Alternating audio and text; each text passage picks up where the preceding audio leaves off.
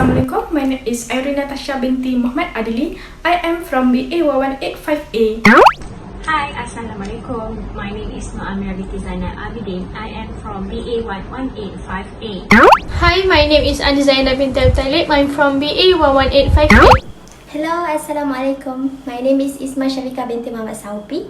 I'm from BA118 The defamation case that we choose is between Lim Guan, former Penang Chief Minister, and 7 defendants that were involved in these defamation cases are Dato' Ibrahim Ali, Perkasa Pertubuhan Pribumi, Perkasa Malaysia, Dato' Syed Nadri Syed Harun, who was group editor for 2 of NSTP's publications, Utusan Melayu Malaysia, Berhad, and it is then Group Editor-in-Chief Dato' Abdul Aziz Ishaq. Lim Guan also filed a defamation lawsuit against the News Straits Times, Press Malaysia, Sendirian Berhad. This case was about the defamatory statements that published on October 1, 2011 on Perkasa websites with contents in the same statement subsequently published on October 2, 2011 by NSTP, News Sunday Times, and Berita Minggu that known as Utusan Melayu Mingguan Malaysia. However, Lim did not proceed against NSTP and Utusan Melayu because they have agreed to pay 200,000 each to Lim as previously ordered by the High Court, and Ibrahim Ali Perkasa must pay 150,000 to Lim Guan for defamation. The highlights of the issue. As for this case, the issues that need to be highlighted is when Lim Guan has filed a lawsuit against 7 defendants. The High Court has ruled in favor of Lim, finding that the statement by Perkasa Ruslan and the newspaper publication were defamatory in nature against him. Defamatory means they publish an untrue statement that can affect someone's reputation. This means the article is not about the court decision. High Court consists of 2 chief judges and at least 56 judges, and the Judicial Commissioner is in 11 in Sabah Sarawak and 45 in Peninsular Malaysia. Moreover, the jurisdiction for the High Court is original, appellate, and supervisory, and also the High Court has an unlimited criminal and civil power. From this case, the High Court were ordering the defendants to pay RM 150,000 in damages to the plaintiff Lim Guan, who is known as the Chief Minister of Penang, for the defamation case that he has filed. One of the judges that involved in this case is Dato' Nur B. Arifin. However, in this case, the High Court has decided that RM 50,000 should be paid jointly by Ruslan and Ibrahim, and another 50,000 should be paid by NSCP and its editor, and another 50,000 should be paid by the Utusan Melayu and its editor. In addition, Lim then appealed to the Federal Court to take the lead against the Ruslan, Ibrahim and Perkasa on September 22, 2020, and the court has granted his appeal. But as soon as the appeal was heard, the Lims already withdrawn his appeals against Ruslan because Ruslan has died, and there is also an agreement that there will be no enforce against the late Ruslan estate. The plaintiff and the defendants of this case.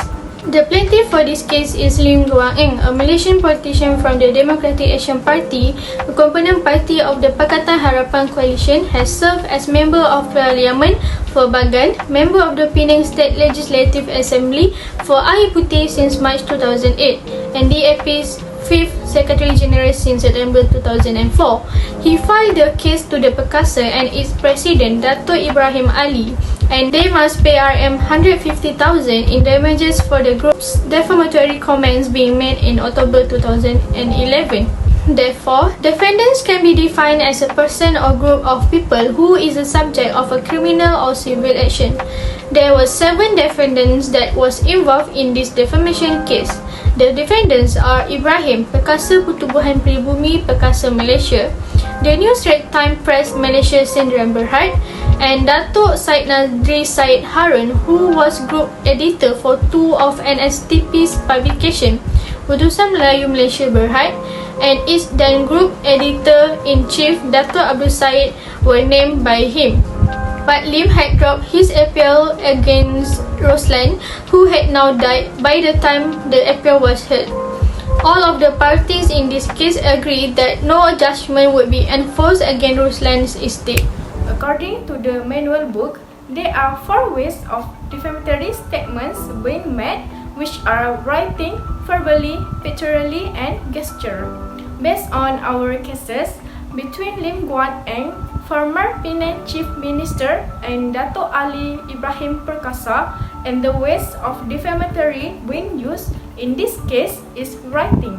Writing can be defined as publishing an untrue statement by writing them down or printing it on a surface by producing words, letters, or numbers that give necessary information or meaning.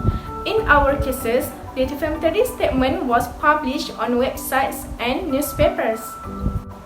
However, Ibrahim Ali Perkasa, Pertubuhan Peribumi Perkasa Malaysia, the defamatory statement was published on Perkasa websites in October 2011. The other defamatory statement being made by Dato' Said Nadri Said Harun, who was group editor for 2 of NSTP's publications, Putusan Melayu Malaysia Berhad, and it is then Group Editor-in-Chief Dato' Abdul Aziz Ishak on October 2, 2011. They have published the defamatory statement with the same content as Perkasa websites. That's all from me. Thank you. The type of defamation being used in this case is libel. Libel can be defined as a defamatory statement in a permanent form and typically committed by writing in print or other permanent form, such as broadcasting of word by radio or television. And whether the plaintiff itself can prove the actual damage or not, he doesn't need to suffer any pecuniary loss to take legal action against the defendant. As long as the defamation is noticeable, legal action can be initiated immediately. The libel case involved a plaintiff, Lim Guan Eng, and 7 defendants. The plaintiff claimed defamatory statement come after his official visit as then Penang Chief Minister in leading a delegation by Invest Penang to Singapore to promote investment in the Malaysian state.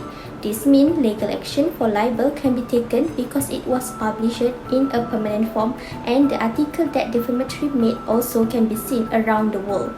Hence, the plaintiff also claimed that the defamatory statement had tarnished his reputation as an honorable politician and Chief Minister of Penang and had falsely accused him of treason by revealing national secret to the Singapore government. Now, as for the conclusion of this case is finally the case has been resolved. The plaintiff, Lim Guan Eng, mentioned a few facts during the conference and battled for his right till he won the appeal. We learned a lot from this case, including the importance of fighting for one's right and believing the court judgment is fair. There are also several defenses open to the defendant to demonstrate that the statement was incorrect. We hope that the legal information we have gained will be useful to us in the future.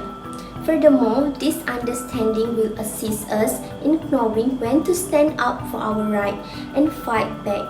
After all, in order to fight back, we need to have some solid proof to back us up. Thank you.